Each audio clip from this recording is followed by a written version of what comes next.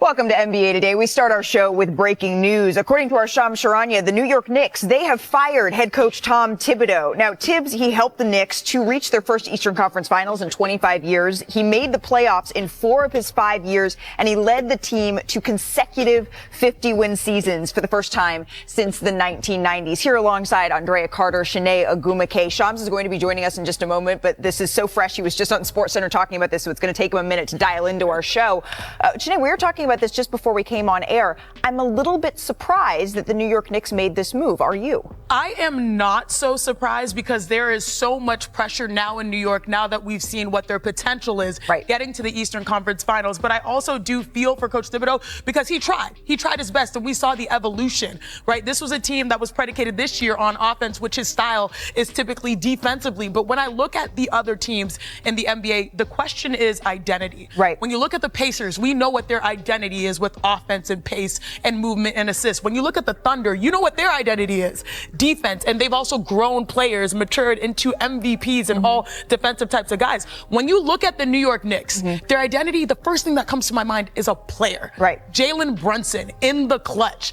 That is not good enough in the NBA. You have to be able to be better and more versatile offensively, but then also defensively. There were a lot of liabilities, whether it's Brunson as a small guard or even Karl Anthony Towns, his lack of being able to do anything other than rebound and affect shots. I heard that, he only had 1 block shot in that entire Eastern Conference Finals series. Like, that is unacceptable, and that is his bread and butter. So I do think that the lack of identity in the moments that mattered most, and also finding someone to get them over the hump, knowing that the East is wide open. I mean, Dame out, obviously. You think about those circumstances, Tatum out for the foreseeable future. Now maybe that's what they're looking at. But that's why I'm confused. And I know we see this happen with so many different franchises. We've seen them bring in a new coach to try to find an identity or try to create an identity. But now you're asking someone brand new who doesn't know Jalen Brunson and how Jalen Brunson functions, who doesn't know Karl Anthony Towns, who doesn't know this team. You're asking someone brand new to come in and try to create an identity. You're asking a coach to come in that didn't just lose to the Pacers and knows what that feels like and was standing on the sidelines experiencing those things.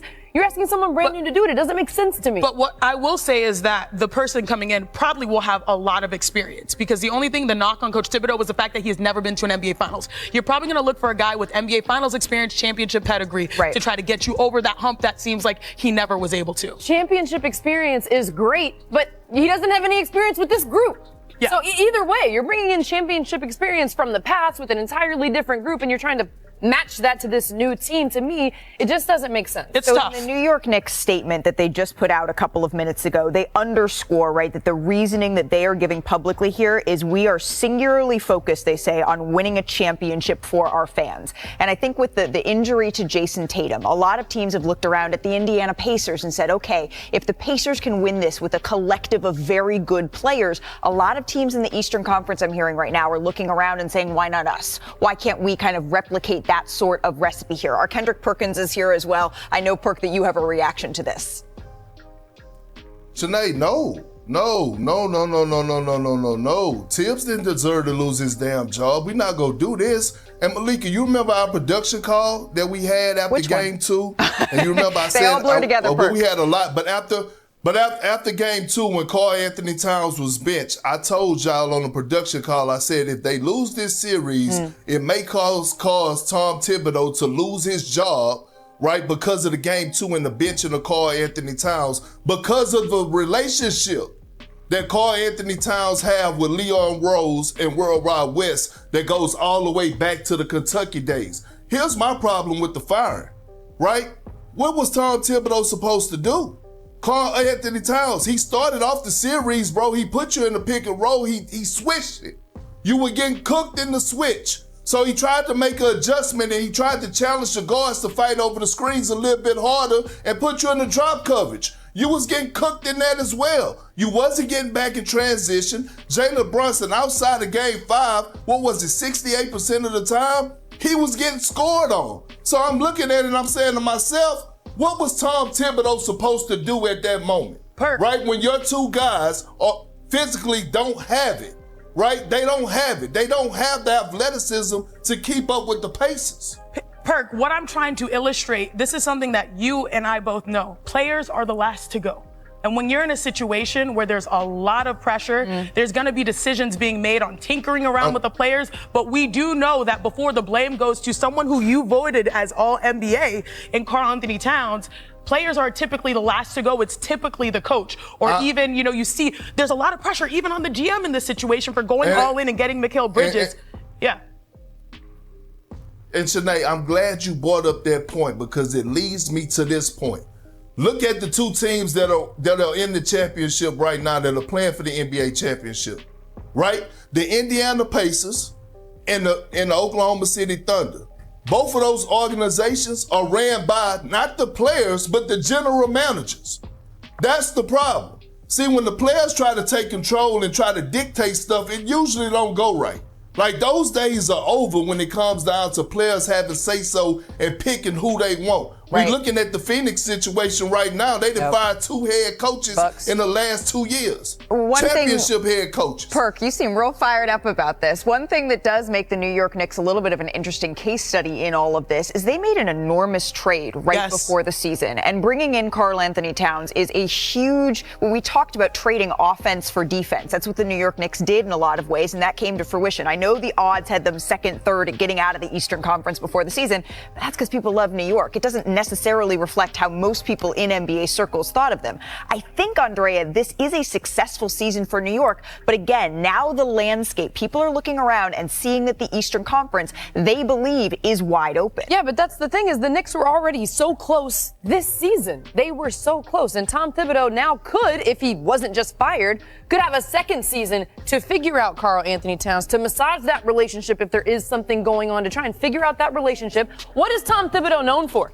His defensive schemes. So his defense struggled this season. Give him a second season to figure it out and figure out how to make Karl Anthony Towns and Jalen Brunson work on that end of the floor. So you seem to think he should have had another year. Yes. Perk is saying that no way, that shouldn't have happened. It's come to fruition that he is out.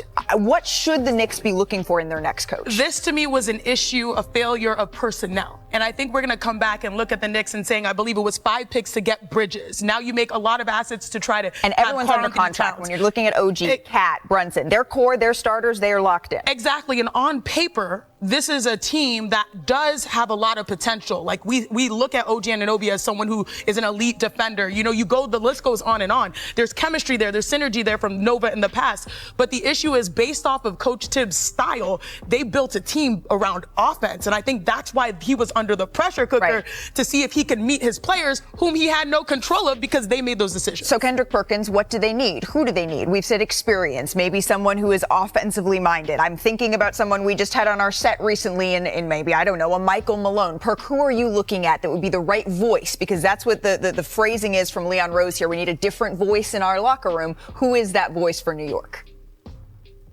I don't know. I mean, it might have to be Michael Malone. I mean, when you talk about championship experience, what other coaches out there, right? Like Michael Malone, he could go in, again, he's from the New York area, right? Like born and raised, went to high school right down the street from where Kyrie Irving grew up. Yeah, I know my history a little bit down there in New York, but what I'm saying is, again, we go back to the point of, I don't know who they're going to hire. I think Michael Malone right now is probably the best fit if they're trying to win now because he is a championship level coach, right? He did max out Jokic to get an NBA championship defensively. So he does have what it takes.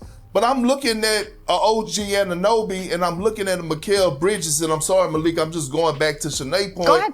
They supposed to be stoppers. Drea, Malika, Shanae, Pascal Siakam won Conference Player MVP. Like, what was OG Anunoby and Mikal Bridges then? That wasn't on Tibbs. A lot of his baskets came in isolation and in transition. OG Anunoby's supposed to be one of the best 3-and-D guys in the entire NBA. They paid him over $200 million, not just for his offense, but what he brings his versatility on the defensive side of things. I'm not happy today. Well, I'm sorry to hear that part. I don't feel like Tibbs should have lost his job. Okay, and that is perfectly valid. I think it's time to get a little bit of an explanation as to why. We've sort of been pontificating on what we think was the reasoning behind this, but let's bring in the man that broke the news, our Shams Charania. Shams, what more can you tell us about the Knicks' decision-making to fire Tom Thibodeau here?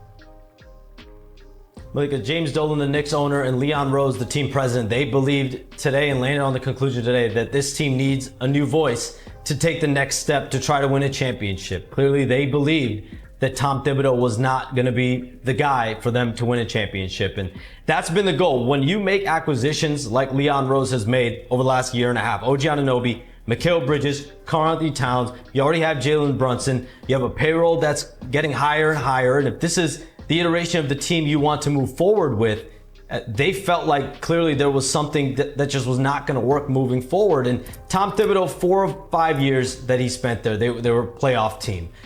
You think about back-to-back 50-win seasons, the amount of success he had in his 5 years as head coach.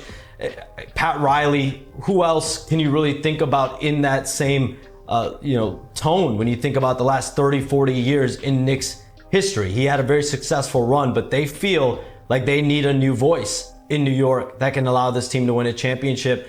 And we'll see here over the next few days and weeks who that could be. All right, so over the next couple of days, the next couple of weeks, that's when the New York Knicks are going to be turning their attention to who could be the next voice, the next steward of this franchise. Because, Shams, we've been talking about this feeling like the Eastern Conference is more wide open than it has been potentially in years past. Not a lot of people saw the Indiana Pacers being the team to come out and represent the East. Let's just all take a look together at the statement that the New York Knicks made here on the firing of James Dolan. I know that the print is fine, so let's all get our glasses out here together. But they said this, right? Our organization singularly focused on winning a championship for our fans. This pursuit, it led us to this difficult decision to inform Tom Thibodeau that we've decided to move on in another direction. They then thanked Tom Thibodeau, leading us with class and professionalism for the past 5 seasons, but also to tremendous success on the court with 4 playoff berths and 4 playoff series victories. But ultimately, we feel that this is a decision that's best for our organization moving forward. Tom will always be a part of our Knicks family, and we truly wish him nothing but the best in the future here, Shanae.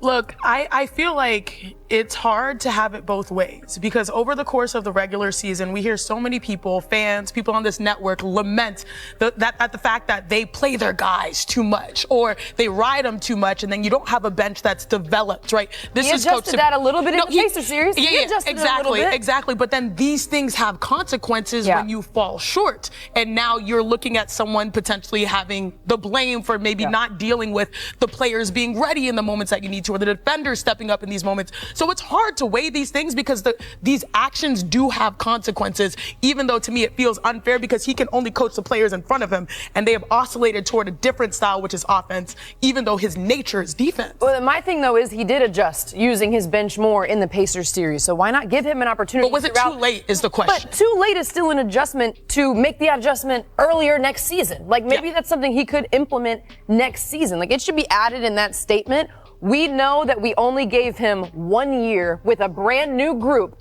to figure this out, but a year is all that he had. Because to me, a year is not long enough to figure out an entirely new group. Perk may agree because I see him shaking his head here. How dare you?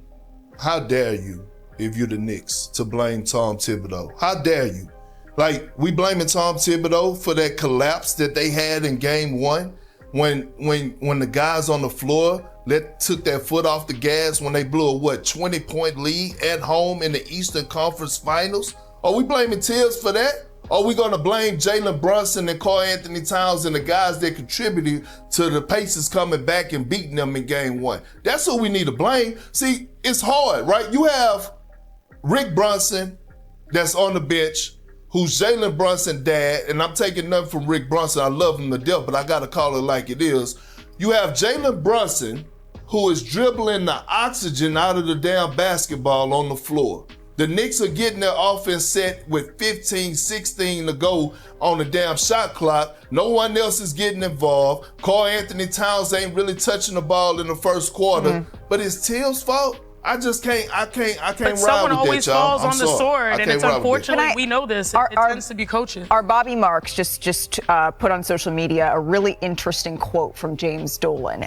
He was on the Roommates podcast in March of 2025, and this is what he said. Dolan said, "There were many times when we've sort of reached for that shiny, sparkly object. Maybe this is what we need, especially when things aren't going well. Let's bring in this guy. Maybe he'll turn it around. Sometimes it's players. sometimes it's a coach. And then he continues. He said, what I've learned over time is it doesn't work. It really doesn't. You have to build the fundamentals, the basics. You've got to build a team. You've got to build an organization. There is no waving a magic wand over a team and all of a sudden it makes a great team. That doesn't happen. This feels closer to a magic wand.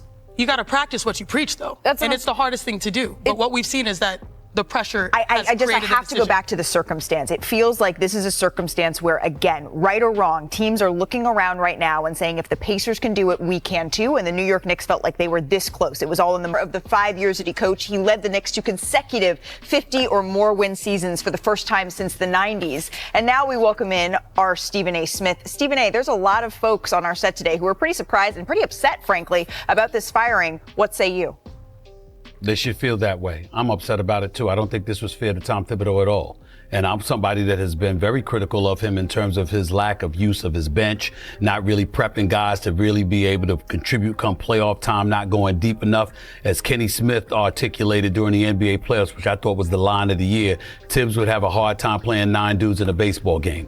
That's who he is. But nevertheless, they won 51 games. They got to the Eastern Conference Finals. They improved in the playoffs all 4 years, the last 4 years or so.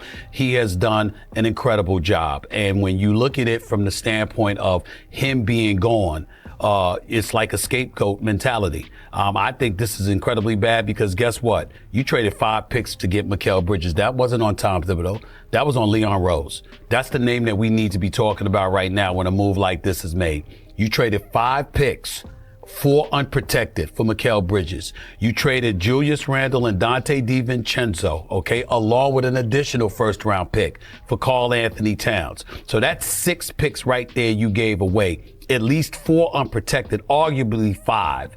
And I'm looking at it from that standpoint, and we're talking about Tom Thibodeau today being without a job. I think that's unfair. I really, he does not deserve to be fired. This was a bad move as far as I'm concerned by the New York Knicks, especially since you don't have somebody like Ty Lue or Eric Spoelstra out there waiting for you. Right. I don't like it at all. Well, that's what we were sort of talking about. And speaking of Leon Rose, in the Knicks announcement, Leon Rose made a statement, Stephen A., and in it he says, our organization is singularly focused on winning a championship for our fans. I'm curious if you think they're a step closer by doing this, by making this move. No, they're not a step closer. And to be quite honest with you, I think we all as New Yorkers should find Leon Rose's statement offensive. Get the hell in front of a microphone and a camera and answer questions. Stop being a coward. Because that's how he's acting. I'm not calling him that as a man or as a person. I'm saying that's how he's been acting as president of the New York Knicks when it comes to communicating with the media and articulating the decisions that you make and why they are being made. This is the problem with the arrogance of the New York Knicks, okay? They deserve credit for what they've achieved. I applaud them for elevating us from basketball purgatory into relevance. I truly believe that. But in the same breath, when you make the potpourri of decisions that you have made, could you have the decency to stand before the media and answer the questions? Stand before the growing public and answer the question. That statement is as weak as it gets. It emanates from a James Dolan-run organization who doesn't want to communicate with the media himself, who never wants to answer any questions, and they get away with it because they don't have to answer to anybody because they know that Knicks fans are still going to show up at Madison Square Garden, patronizing their product and their brand and doing everything that they can to make sure that they support the team. The New York Knicks as an organization know that that's coming. They know that you're going to support the Knicks no matter what Leon Rose does, no matter what James Dolan does. And that's why they get away with acting the way that they're acting. Leon Rose has done a damn good job. Nobody can deny that. But it hasn't been a flawless situation. There are moves that could have been made that could have better positioned the New York Knicks to be in a championship situation, the one that they're craving for now. But it hasn't happened. And then you're going to issue some weak-ass statement like we really care. I don't care about that damn statement. I want to see Leon Rose stand before the camera and justify firing a man that just took you within 2 games of a berth to the NBA Finals right after you decided to trade 5 picks for a guy that never even made an All-Star. I love Mikal Bridges. I love the fact that he's a member of the team.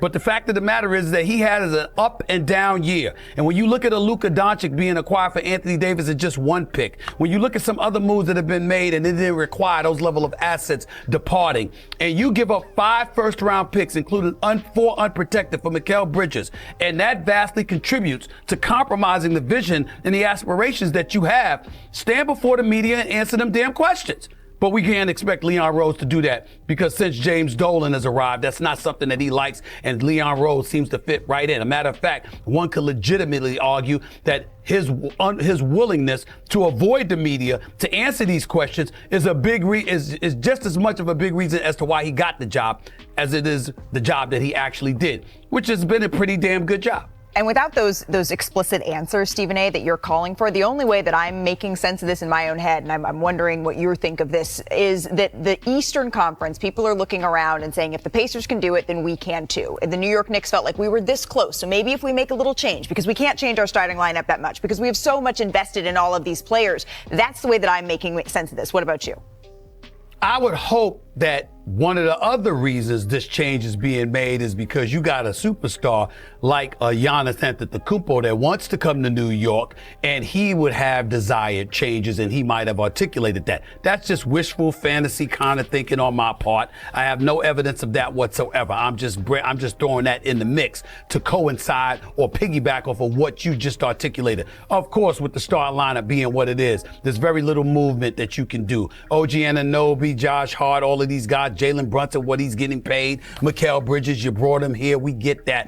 Mitchell Robinson, obviously, we get that part too. But in the end, if you're stuck, it's because Leon Rose decided to give up all of those assets.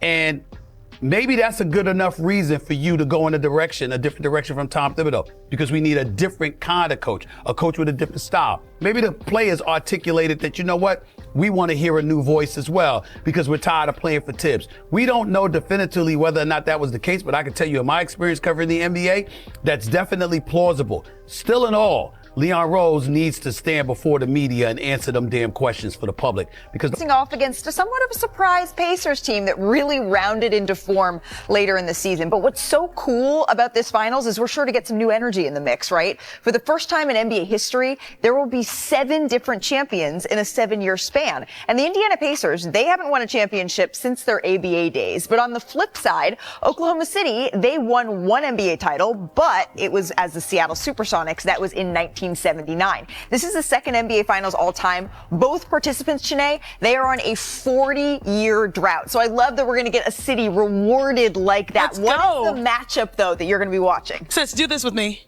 It's the point guard matchup. You know, I love the Spider-Man meme because these two guys do it in different ways, but they are both equally dominant. If you think about Tyrese Halliburton, what he's done, going from being voted overrated to now making the NBA Finals, he makes his teammates better and is also capable of hitting those dagger threes or layups to clinch victories. And of course, we've got SGA, who has the opportunity to join a very exclusive club. You know, NBA scoring title at 32 points per game, but then also you think about it, winning a championship, that's in the category of Michael Jordan. That's in Kareem Abdul-Jabbar, like Shaquille O'Neal. So he could really enter, I know you like to call it this, but truly the superstar status, SGA. And that would be warranted. That would be actual superstar status. Shanae knows what it takes to be superstar status. 2 elite point guards, and we actually have a graphic exactly to Shanae's point here, because when you look at guys who've won the scoring title, the MVP, and the title in a single season, this is the company here that SGA could be joining. Shaq, Michael Jordan, he did it 4 times, of course, and then Kareem Abdul-Jabbar. Shai Gilgeous-Alexander, he is right there, Andrea. And to me, what Shai does that is so different and so special is how he is always under control. Slowing down, speeding up. He's so poised. He never looks sped up. He only speeds up when he wants to speed up. But the way that he keeps defenders off balance, the way that he has the ball in his hands, and he is completely under control, even in the playoffs, even when the game is on the line, even when he's not hitting shots at a high clip, he stays under control. He stays poised. There is more pressure on him than ever to join that elite group that we just saw. And I guarantee in this playoff run, he'll stay consistent. He'll stay poised and under control. That is the most remarkable thing about SGA. I don't know that I've ever seen a player that's just cooler with that pressure mounting than Shai Gilgeous-Alexander. But I know for me, when I am in the midst of maybe stepping onto a big stage or taking on a big assignment, I need a pep talk. I need a pep talk from someone who has been there before. I find that useful. And Perk, you have been to the NBA Finals 5 times. You've played on that stage 4. Give us a pep talk. Set us the stage for us heading into these finals.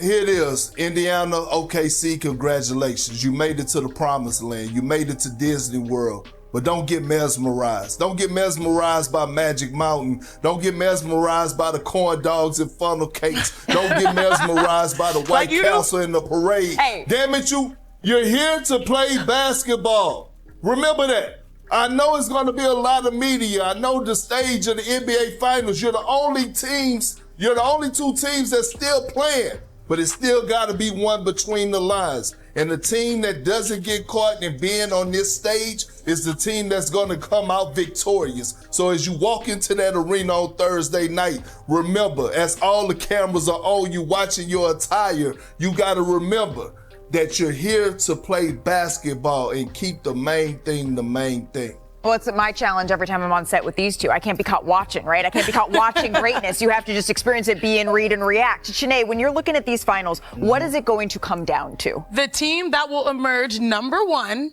will have the best number 2. Or consistent number 2 option. I'm looking at J-Dub, who really has grown in real time. I'm looking at Pascal Siakam, the reigning Eastern Conference Finals MVP. Because we know what SGA and Halliburton, what they're going to produce. They're going to make their teammates better. They're going to lead by example. They're going to compete at the highest levels. But the separator here is the growth that we've seen from both of these guys. Pascal has won a championship before. Now he's going to have a tall task going up against the front line, the double big lineup, of the Thunder. But on the other side, J-Dub, there were some questions, especially in the Denver Nuggets series. Yeah. How was he going to respond? Well, he responded versus the T-Wolves, shooting like 40+% from 3 and becoming that all-star that he was named this year. The number 2 will dictate who's number 1. Listen, while you're singling out individual players, Shanae, it's not 2 against 2. It's not 1 against 1. It's 5 on 5. So to me, shot selection and offensive efficiency from the team. That's going to be the team that wins. Because when you look at these 2 teams, the Pacers, best offense in the NBA this postseason. The Thunder, best defense in the NBA this postseason. When it comes down to shot selection on both sides, particularly the Pacers though, are they going to get the shots that they want off of a paint touch, drive, kick, one more pass, those wide open threes? Can they knock those down? Are the wide open threes the ones that the Thunder want them to take? Or are they the shots that they want to take? Controlling their shot selection on both sides. Because think about the Thunder. Their offense isn't always on point, but they score off of their defense. Yeah. So shot selection off of defense. Do they get transition buckets? Are they getting layups? Shot selection, offensive efficiency. Yep. That team's going to win. Sis, that was a great point. I'm just surprised we let it slide that Perk didn't talk about his funnel cakes and corn dogs. I know Perk is our resident big man, and there's nothing wrong with the little funnel cake, especially, after a long week putting in the hours at work.